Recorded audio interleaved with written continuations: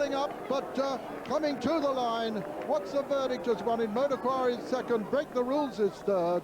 Poor God Squad was pulled up there. Fourth was Burnout, and 5 was Royal Scimitar, the long-time leader, and then came No Pattern, and behind No Pattern was Percy Braithwaite. And so the result of the Peter O'Sullivan Novices Hurdle is first, number 8. What's the verdict? Owned by Mr. Seamus O'Farrell, trained by Aidan O'Brien, and ridden by Charlie Swan. Second was number 9, Motoquar, owned by Mrs. Claire Smith, trained by David Nicholson, and ridden by Richard Johnson. Third was number 2, Break the Rules, owned by Mr. A.J. Lomas, trained by Martin Pipe, and ridden by Tony McCoy. Fourth was number 3, Burnout.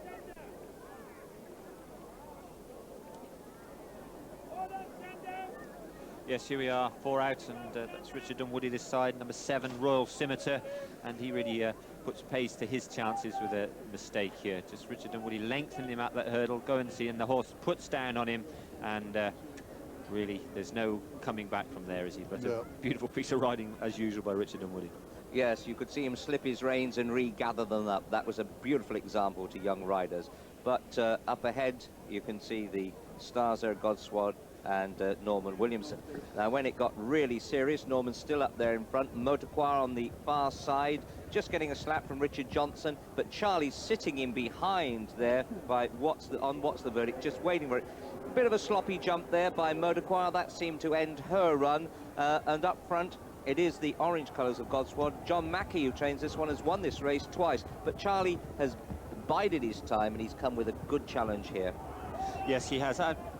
Peter kept pointing out that he was pulling hard throughout the race, and when he's come here, he's not going to go away and win easily. Unfortunately, that it looks as if Godsquad's on the far side. They just whacked his back leg or done something. I hope he's all right, because he looks like a lovely type of horse, and immediately Norman Williamson has pulled him up. But what's the verdict?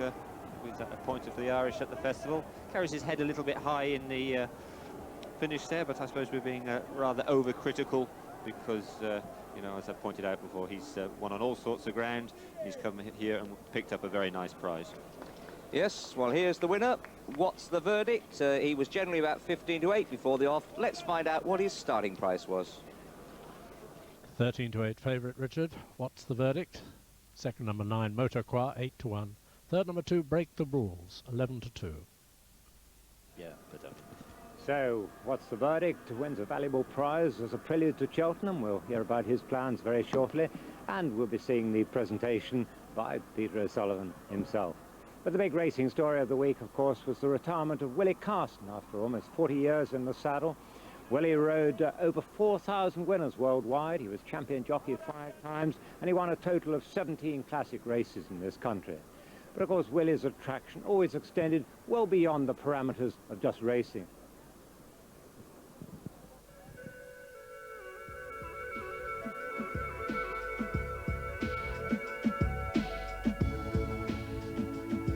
Willie's appeal was a smile that broke racing's traditional mould. He was a favourite with royalty, but even more so with the man in the street. Len Rush is trainer of the Queen's Flight. Which sport are we talking about? Pigeon racing. Well done. Yes, pigeon racing. I know about the pigeon. Oh, yes, actually you are a pigeon racing fan, aren't you? He rides them.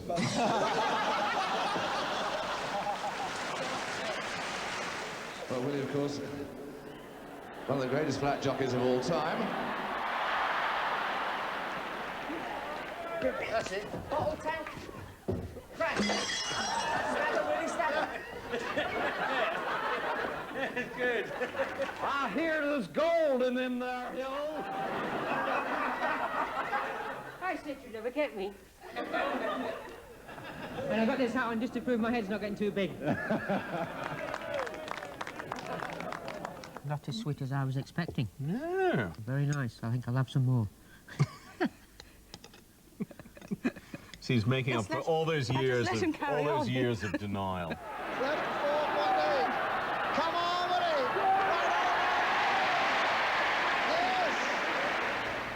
Yes. Last month he linked up with Britain's most popular horse, the Great Desert Orchid. But up in Yorkshire 35 years ago, he was anything but an overnight success. No, you couldn't say that. No, I started very slowly, climbed the ladder one rung at a time. I rode my first winner in '62, and the following year, which was another bit of a struggle, was only 5 winners. So, and then the year after that, the third year, I rode 16 winners. So it was a slow beginnings, but I was learning the trade. That's the best way to do it, you know, slowly. And it took a long time for you to ride your first Derby winner. You were 36, but it was a pretty special one. Oh, Troy, the 200th Derby, yes. He was a great horse on the day, you know, Troy. Very powerful horse, strong, didn't show much emotion. I remember standing on the side in the stalls and wiping his neck, and it was bone dry, you know. All the others all sweating, all revved up, and there's this Troy, you know. Oh, I'm going to do this gallop again, have I? And we came into the straight, down into Tattenham 14th, and I pulled him to the outside, and he just flew down the outside. I think they went a bit fast that year, and he won by 7 lengths. Great day, my first Derby. They're coming down the furlong pole, and it's fast west being pressed by Troy, who takes it up now. Willie Carson storms to the front on Troy now, and Willie's striding away now to win the Derby. Troy's going to win the Derby easily.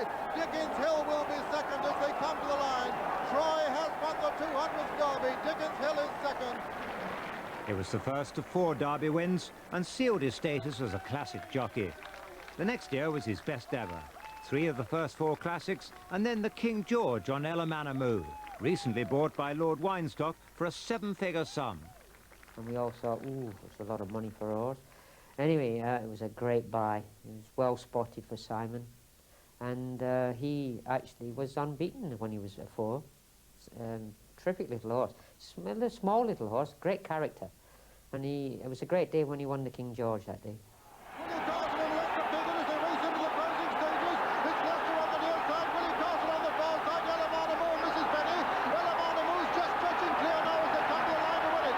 Elamanamoo's running from Mrs. Benny second. But it took you another 9 years to ride your next Derby winner, which was Nashwan, and once again he was a pretty special one. Nashwan was very special. He won the Derby. I thought the Derby that year was a little bit weak. They only had the one horse to beat, Cacotes, if I can pronounce it properly. But the big day actually was when he won the 2,000 guineas. First time out, he hadn't had a race. He'd only had the 2 races as a 2-year-old, which he won both. And we had this marvellous gallop along what we call the trial ground at West Ilsley. And I knew then that they all had me to beat. And I had a hell of a chance of winning the 2,000 guineas. And when he did so, it was a marvellous and very emotional win, because that was at the time when the year before, I was going to hang my boots up, and the Major was getting ousted out of West Ilsley. The lease wasn't going to be renewed, which I thought was a bad decision. So it was very, very emotional. And the 16-1 after that gallop that morning didn't last very long, did it? Well, it was actually 33s, Julian. You missed out. By the time of the King George, he was probably just past his best. Yes, yes. Well, he actually did what no other horse has ever done. Well, this century, anyway. Winning the 4. He's only ran the 4 times and won the 4 Group 1s. And I always thought that Nashwan didn't quite get the 1.5 miles. That they'll all think we've got the pacemaker. We had a pacemaker of Tom Jones's in there. That it would be in there for speed, you see, and they all thought that. And we discussed this, that we would go slow and make it easier for Nashwan, because we thought Nashwan would have more speed than any other horse in the race. So we did that, and we got away with it. Nashwan has stored into the lead now from Cacareces, who's coming there to challenge him. It's Nashwan and Cacareces now, the big 2 3-year-olds as they race towards the line. Nashwan on the far side, Cacareces on the near side. As they race to the line, it's Nashwan and Cacareces, and Nashwan has won it. Nashwan has won it from Cacareces. Top class is third. Troy and Nashwan must have been the best middle distance covet you rode. What about middle distance fillies? Well, we got Salsabill and Some Princess. Some Princess undoubtedly was the best filly, but she was such a wayward character.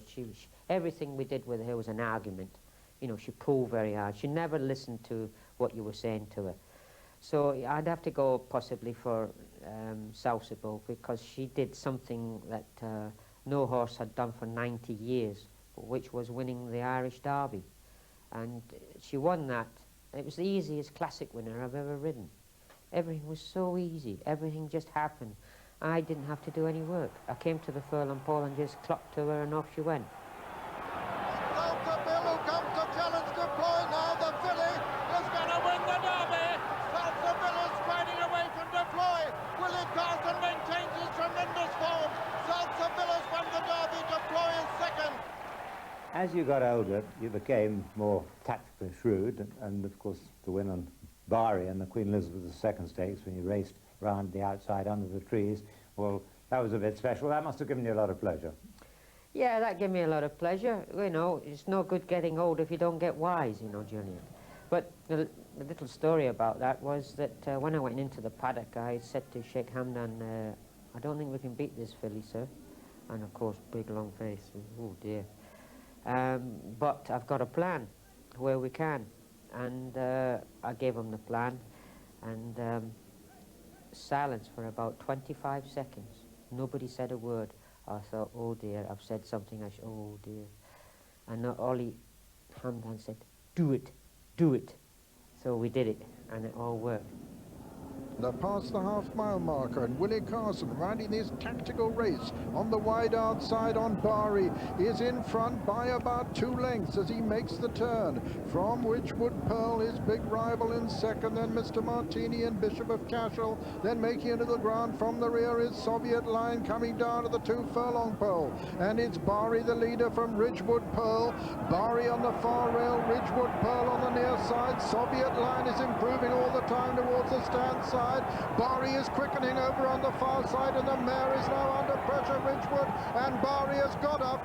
Bari has got her. He's striding away now. He's going to win the Queen Elizabeth II stakes, and he's going to win it very easily. Bari has won it at the line. Bari is the winner. Second is Ridgewood Pearl. It was a brave thing to do. I weighed in, and just as I got in the ascot there, all the jocks were all at the door, all giving me the Alibaba thing. We are not worthy.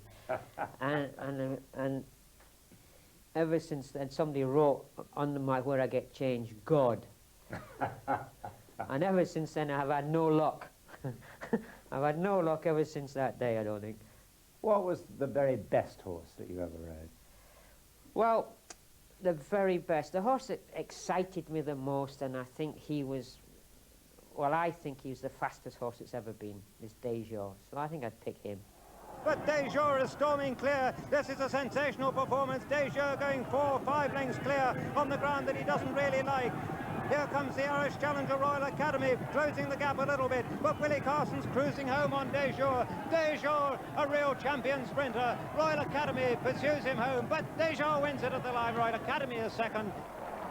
I always felt that one of your biggest disappointments in racing was when you were still awaiting your first Derby winner, when Hot Grove got beaten by the Minstrel in the Derby. Well, I don't look at it that way. I wasn't a disappointment. The horse won a great race. The only disappointment was that I had to keep reading about how good Lester Pickett was on the best horse. And he only beat me a neck, you know, and he only just got me the last 20 yards. 100 yards to run in the Derby. The Minstrel coming to challenge Hot Grove. And it's Lester Pickett and Willie Carson. The Minstrel on the near side, Hot Grove on the last side. And the Minstrel wins it from Hot Grove, dashing from his third. The night before a big race, I'd always be sort of waking up and thinking, that bloody long man again. Whack, whack, whack. You could hear him coming, you know, whack, whack, whack. He was a very strong man on a horse, very strong. Fantastic jockey. Nowadays, Willie prospers as a commercial breeder. He has up to a dozen mares and foals at his Minster stud in Gloucestershire. In the spring, there are new foals to appraise. She's inquisitive, eh?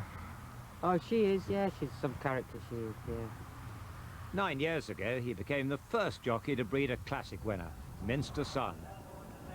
It's Willie Carson, who's stormed into the front now, into the lead as they race up towards the line. And it's Minster Sun from Assortment. As they come to the line, Minster Sun from Assortment. Very lucky. that he turned out to be such a good horse. He was champion 3-year-old colt of or middle distance horse of the year. He was only ever beaten in the Derby, and that's when he came up with his problem, and which was a little bit of a new back or stifle or something problem he got. He injured himself in the race, and he gave me such a thrill when he won the St. Leger. The accident at Newbury, did it finish your career, or do you think you'd have finished this year anyway? Oh, it's debatable. I think if I'd gone through the season, I might have called it a day at the back of last year. I was thinking of doing so. But because of the accident, I wanted to come back and ride again, as I didn't want to go out because of an accident. Very unfortunate that. I don't want to say it caused my retirement, no, but it was instrumental. It was instrumental. The recovery rate has slowed down, that's what it is, as the years go by. Julian, you've gone grey. Grey? I think it's just as well the old boy has given up. He's gone colourblind. That's the great Willie Carson, and already they've named a race after him at Bath at their meeting on May the 11th. Well, now, not everyone's had such luck this foaling season as Willie, and sadly we hear news of the death of a valuable mare at the Highclere stud. So they badly need a foster mother for a very nice Selkirk colt foal. So if you can help with a foster mother, this is the telephone number to ring. It's 01635 253 212. That's the Highclere stud in Berkshire. 01635 253 212. And on another very sad note, I'm afraid God Squad, who was pulled up on the run-in in the Peter O'Sullivan Novices Hurdle, I'm afraid has been put down. But after the race in the unsaddling enclosure, there were some very happy scenes there, and the presentation made by the man after whom the race was named, the silver trophy, presented by Peter to Mrs. Cathy O'Farrell, the wife of winning owner Sean O'Farrell, and Cormac Toomey also there. And this horse rather, what's the verdict? He's on his way to Cheltenham. In fact, he'll be boxed up in about an hour's time and go straight over to Cheltenham to run in the first race of the meeting there, the Citron Supreme Novices Hurdle. It was A.P. O'Brien, Aidan O'Brien's first Chepstow winner. I'm sure it won't be the last, and he won in good style today. So that's a happy Irish group. Just 3 days before the great festival. And then the tables were turned on Peter, and a special presentation was made to him by Roger Farrant, the clerk of the course and manager here at Chepstow, donating a replica of the winner's trophy to the voice of racing, the man whose commentaries have been heard here and all over our 59 race courses for almost 50 years. Thanks, Julian. And in order to give Peter a chance to recover from all that, there's no racing in Grandstand next Saturday, as we concentrate on the climax of the Five Nations Championship. Slot canters or the mucking out begins. The climax of the Five Nations Championship. Slot canters or the mucking out begins. There's the horse's blood samples to be taken, and it's trainer's son David who supervises this job. With over 100 horses in its care, the Pipe team works with clockwork accuracy, with each member knowing what needs to be done, when and where. Martin's wife, Carol, also lends a hand with what is certainly a family business. I come in every morning, and the first thing is I do take all the bloods that have to be done, and we do them very regularly. We do them when they're entered up to check they're all right when they're running. I take the bloods first thing in the morning, and then our blood man will check them, and we know by 10 o'clock declaration time whether the horses are ready to run. You can tell looking at a horse most of the time that they're all right, but taking these bloods has stopped us from running horses in the past. The team consistently produces more winners than any other jumping yard. Little is left to chance in the stable's insatiable quest for success. I've got 100 school children here, really, basically. I'm the headmaster, so boys are having fights and kicks and falling over and catching colds and things like that. We've just got to monitor everything, keep in complete control of everything, and get everything right for Cheltenham. They're all completely different individuals. and we've got assistants about that are like masters, and our lab technician and things like this. They're all individuals looking after all of them, and you know, they run to our vet's box if there's anything wrong or whatever. We've got a very good management team, very good staff team. They take temperatures regularly as a foregone conclusion. It's all done 2 or 3 times a day. So we're monitoring the horse all the time. The individuals, the girls and the boys, they love their horses, and they're saying, this one's got to graze. Can we treat it? So that they're loving their horses and telling me he didn't quite eat up or whatever, and we've got to try and get the balance right. He's like my horse. I love him so much that, well, I don't know, well, I don't know, he's like my heart, you know, I just love him. This year, Martin Pipe will send a 20-strong team to Cheltenham. He's still to win a Cheltenham Gold Cup, but this year he's hoping his ex-French trained Cy Bourgault, here cantering in the centre, will change all that. We said he was always one that could win a Gold Cup for us. He's won his hurdle races very well. He won the Stayers Hurdle. He again loves racing. He's a relentless galloper. And we're very pleased with the way he's taken to fences. Challenger Dulac will be Cy Bourgault's teammate, taking on the rest in the Gold Cup. He's a very nice horse, Challenger. Very, very pleasing. He just lost his way. We don't know why. Had a nasty fall in the Hennessy, and probably just lost his confidence. Wasn't himself next time out. Had a nice easy race around Wincanton, then absolutely hacked up as he should have done. Jumped really well. You know, he'll be held up at the back, running on at the end, we hope. First time for him over 3 miles, 2.5 furlongs. It is a tough race, obviously, the Gold Cup, but he jumps well, and we hope he'll be running on. Make a Stand, cantering on the left here with the white blaze, was bought for just 8,000 guineas. Now he's a leading fancy for the Champion Hurdle. He's a relaxed creature, though when he gets racing, he wants to get on with it. He just, as you've seen by his races, he just wants to jump off and go. Terrific jumper. He's got a terrific attitude to life, really relaxed in his stable, really bomb-proof, eats well, and when he gets out of his stable, he just wants to get on with racing, just wants to get on and enjoy it, do his work, come back, go to sleep again in his box. He's a lovely creature. Last year, the Pipe team endured at Cheltenham, typifying racing's ups and downs. 3 of their horses were killed on the course, but 2 others won prestigious races. Just unbelievable. You couldn't read it in a fairy story book. We went on to win 2 races at the end, but the downs are certainly downs. Winning the 2 races didn't make up for it. You know, the horses are gone and sadly missed, and really upsets the stable girls that look after them, of course the owners, everyone. My job is just to get the horses to feel happy and to run to the best of their ability, and to tune them up and get them really fit and really well, just so they can run as fast as they can. There's only 19 races at Cheltenham. If we win 1, we'll be very lucky. Well, Doctor is being opposed in the Imperial Cup betting here now. It was 11-2 put in by the sponsors Sunderland in midweek, back down to 5-2 by the medical team. Sunderland in midweek, back down to 5-2 by the medical team. Chai Yo was the casualty, challenging 2 out. That was a horrible fall. You always get a worse fall over hurdles. Guy Upton in there with every chance, going for everything, catches the top, and just has a real mother of a fall there. Flattened right out. Let's just hope that he's okay. We've seen some awful falls in the last few weeks.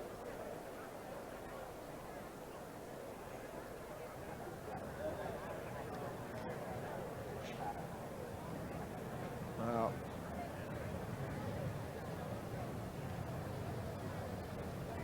great to see him actually just being able to sit up, just had the wind knocked out of his sails.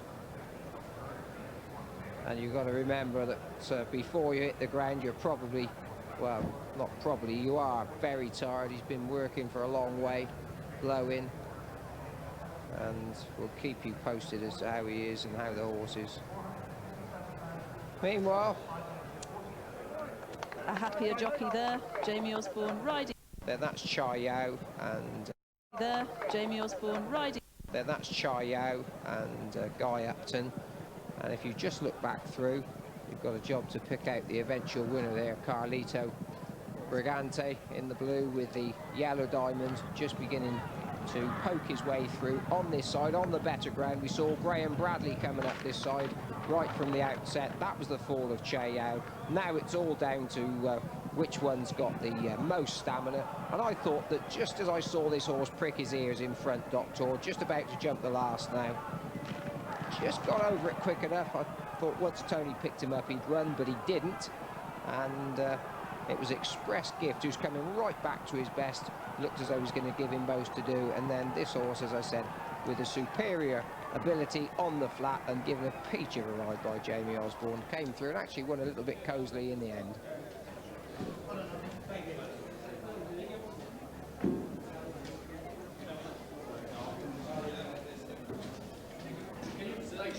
And there, the winning jockey gets on the scales. Not one of those that had to hair down from Chepstow, but certainly well worthwhile Jamie Osborne being here today.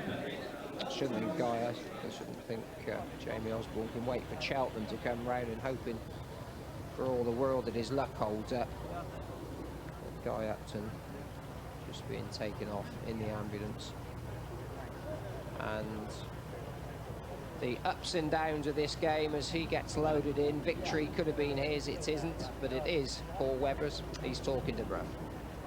The most informed team around, 100 winners up yesterday, and it's what, 20 winners in the last fortnight, something like that. Yeah, it's been unbelievable. Hardly a rider loser.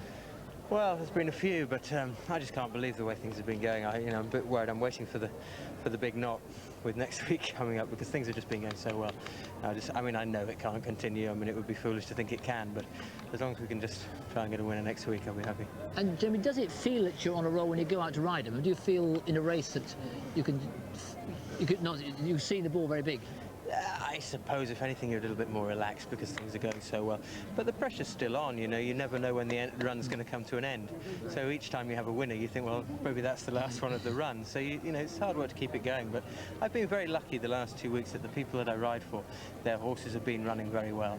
They've all come together at the same time. They've been running in the right races. So, you know, winners come then. And take us through this one, because you came from a long way off the pace. We're looking at other ones. How hopeful were you were going to pick them up? Well, the ground here, as usual, is two different grounds. You know, you've got faster ground down the back and much slower up the straight.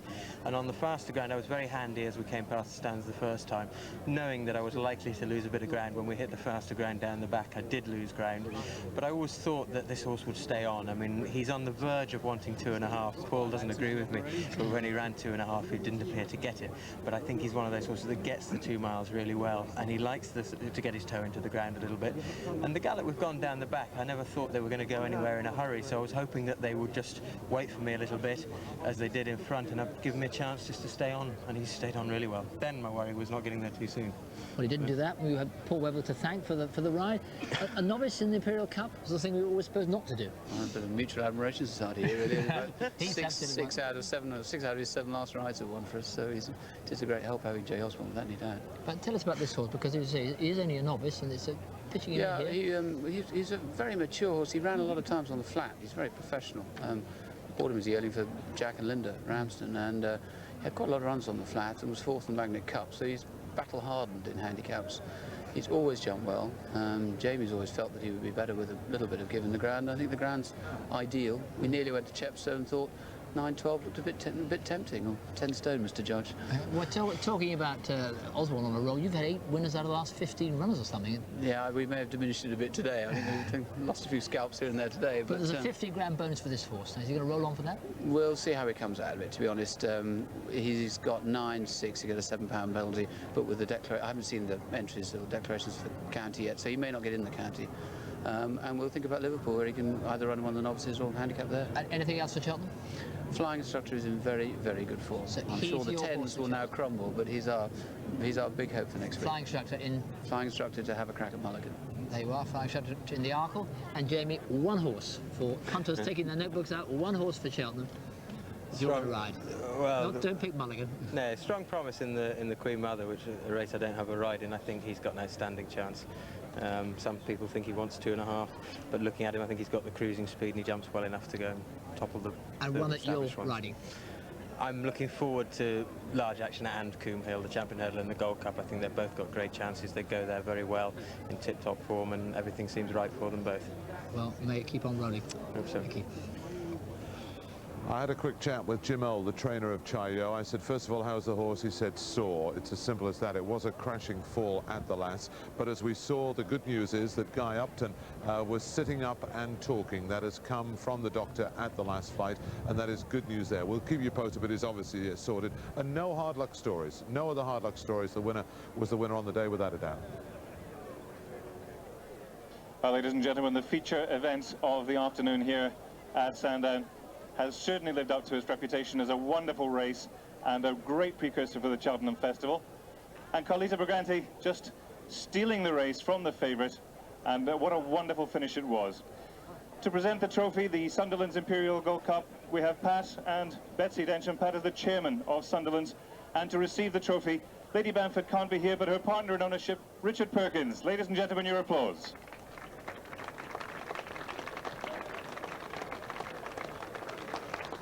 So Carlita Briganti may go for the £50,000 bonus at Cheltenham, and we get a break.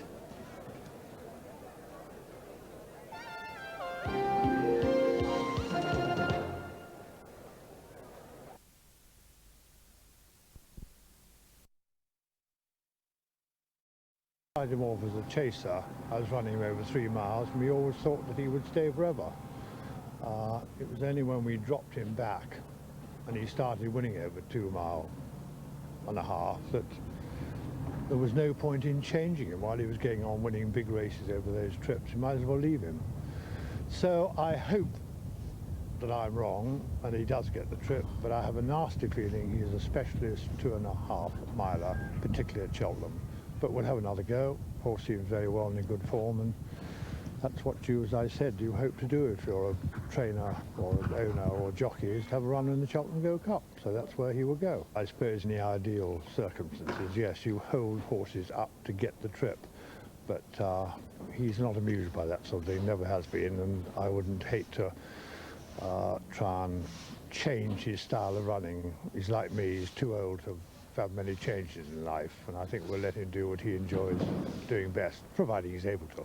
Obviously, it's very, very nice to have a winner at Cheltenham. When I started off training, I used to have quite a few winners there. I thought it really wasn't very difficult. I had several doubles, sort of won the Arkle and that sort of thing, and then I realised it was incredibly difficult and gets more and more difficult and more competitive, so it was very nice to have a winner with Memorial last year. Of course, everybody likes to have a winner at Cheltenham, but I don't think it's the be-all and end-all of the whole thing, and I think a lot of horses get ruined at Cheltenham by just going there for the hell of it. The taciturn captain with Dublin Flyer, 11-1 chance. I know the greatest jockey fancied it, and so do I. If only it would get the trip and doesn't hit a wall after about 3 miles. But looking at the betting, Imperial Call is hanging on to favouritism, but the vibe's pretty grim from an Ireland. It's a 5-1 chance. It would be 6-4 last year's winner if they knew it was really right, with Coombe Hill so popular down the West Country, 6-1, Doran's Pride 15-2, and Denoli 15-2, the novices, and 11-1 Bar, One Man, and Dublin Flyer, and 14-1 Grey Monk. A superb Gold Cup, and the betting will be absolutely wide open on the day. And Cheltenham, everything building up for Cheltenham. And in the Times today, a feature on Edward Gillespie, who's the man in charge of running the whole operation. And one of the great advantages of going to Cheltenham this year is the new grandstand they've built. And there are other advantages too, as is picked out in this quote here from Edward Gillespie, talking to Robert Miller, and this is what he says about the new stand. One feature of the new Cheltenham grandstand is the amount of room allocated to lose. Now, don't laugh, this is very important. That is the assistance of Lord Vestey, the chairman, who mingles with the crowds on race days and listens to the feedback, and there have been huge complaints in the past that you couldn't get to the toilets there. Now, the enormously spacious facilities have been irreverently dubbed Sam's Loos after the chairman. Well done to Cheltenham. Great relief all round there. There'll be plenty of loos. And finally, I did like this in The Guardian. These football comments are really enjoyable here. And the politically incorrect quote of the week from Duncan Mackenzie, the old Notts Forest player, who says, "The question I am asked without fail is, can you still jump over a mini? My answer is, at my age, I'm lucky to get a jump." Made good progress in the rear. Kiss Air is up there too. Over the third, the leader, with a 6 to 8 length advantage now probably. Make a Stand, about 8 to almost 10 lengths clear from Romancer and Mr. Morose as the leader races towards the next on the far side. He's got some of them really struggling already, this Make a Stand under Chris Maud. He's coming to the fourth of the 8 flights in this Tote Gold Trophy. He's a good 10 lengths clear, jumps it very fast indeed. Romancer jumped it second. Mr. Morose jumped it third. Fourth came Eskimo Nell. Then Silver Groom on the outside. The favourites improving very steadily now. Edelweiss du Moulin, but my goodness, they've got a lot to do to catch this leader. He's 10 to 12 lengths clear. Make a Stand. Make it 12, make it 14. He's about 14 lengths clear of Romancer, Mr. Morose. Just in behind them, Eskimo Nell. Behind Eskimo Nell is Edelweiss du Moulin, making steady progress now, but coming to the cross flight now, Make a Stand. 14 lengths clear conservatively. He's making his way towards the home turn now, and as he does so, Mr. Morose has moved into second, just ahead of Romancer. Just in behind them, Edelweiss du Moulin, who's got a lot to do to catch this leader. The leader coming down now towards the third last flight in the 26th running of the Tote Gold Trophy, and he's a long way clear under Chris Maud. Is Martin Pipe going to train his first winner of this great race? He's stepped over it very easily indeed. Mr. Morose and Silver Groom are among the followers. Paddy's Return is not far behind him, but it's Edelweiss du Moulin who's probably heading the pack now behind Make a Stand. As Make a Stand comes to the second last flight, Make a Stand is over it, clear. Silver Groom, Edelweiss du Moulin, direct route, and Mr. Morose come next, and it's Make a Stand who's made every yard of the running, coming down to the final flight now from Silver Groom, and under pressure Edelweiss du Moulin. Make a Stand is going to make his stir in the champion hurdle betting now. Chris Maud looks over his right shoulder, sees no danger whatsoever. They've got a furlong to run. Running on well is Hamilton Silk, but it's Make a Stand, getting a tremendous reception from the crowd as he pounds up towards the line, his white face showing boldly. He looks as though he's been for an exercise canter. He's running in great style. Make a Stand the winner. Hamilton Silk is second. Direct Route is third, and 4 is Miss Danguette, probably in a photo for third with Direct Route. And behind them came Silver Groom and Edelweiss du Moulin, Mr. Morose and Had a Breeze. And behind them came Kiss Air and Dr. Lunt. And looking right back to the end of the field, actually last was Clifton Beat. So it's an amazing 1-2 for Martin Pipe, the winner of the Tote Gold Trophy of 1997. Number 10, Make a Stand, owned by Mr. Peter Deal, trained by Martin Pipe, and ridden by Chris Maud. Second was number 18, Hamilton Silk, owned by the Elite Racing Club, trained like the winner by Martin Pipe, and ridden by the 27-year-old 3 times Australian champion Jamie Evans, who came virtually from last to be second. And third was number 14, Direct Route, owned by Mr. Chris Heron, trained by Howard Johnson and ridden by Norman Williamson, with fourth, number 6. She had to get in the picture, didn't she? Miss Danguette, owned by Mr. John Duggan, trained by Nigel Twiston Davis and ridden by Jamie Osmond. But this is the all-the-way winner, Make a Stand, winner of his 4th race in succession, and a 6-to-1 chance this afternoon.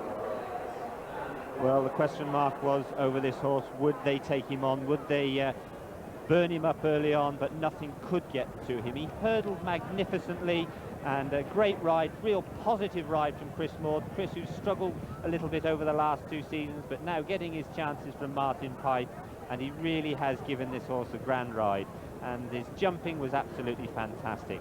Just got the 1 hurdle to come to now, and he just eased up on him, let him go and pop. Lovely to see his hurdle, see his ears prick there. The back there, Silver Groom just jumping really well. Direct Route just stumbling a little bit. Hamilton Silk running on to give Martin Pipe a wonderful 1-2, and there is Chris, never needing to resort to his stick. The only time he takes his hands off his reins is to give a victory salute to the crowd. Just at the back of the picture there is Miss Languette running on into 4th place, but nothing could get to this horse. A really tremendous performance, and he must take a lot of beating in the Champion Hurdle if the ground remains good. There is Chris's victory salute, well deserved. Chris, who's recently got married, and that will help the coffers and keep his wife Dolly happy. There he is, just going through the winning post, punching the air. A great scene and a great training performance. There he is, coming in with a broad grin across his face. We spend thousands of pounds going to sales to buy horses. Campaign with Challenger Do Luck. The SP, first number 10, make a stand at 6-1. Second number 18, Hamilton Silk.